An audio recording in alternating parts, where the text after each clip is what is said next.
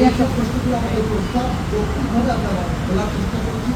আমরা চাই ন্যূনতম জাতীয় ঐক্যতা বর্তমানে রাষ্ট্র এই দুটো বিষয় একসাথে ক্ষমতা প্রাপ্ত জমা করে, অর্থাৎ সরকার যা যা পথরেখা তৈরি করেছে সেই পথরেখায় বিচার সংস্কার নির্বাচন গত ফেব্রুয়ারির মধ্যে আগামী 26 এইটা বাংলাদেশের এখন প্রধান জাতীয় এতে ক্ষতিগ্রস্ত করে এমন যে কোনো তৎপরতা আমাদের দলের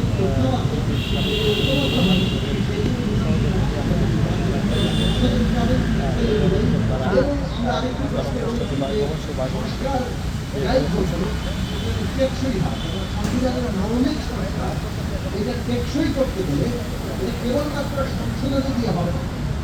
অন্যদিকে গণপরিষদের যে আমি যারা করছেন এখানে যদি নতুন সংবিধান লেখা নিয়ে কোনো ঐক্যমত্য হবে বিনা অর্থনৈতিক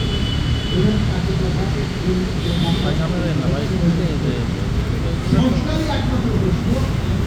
আরে ভাই আপনি বিদ্যমান সংবিধান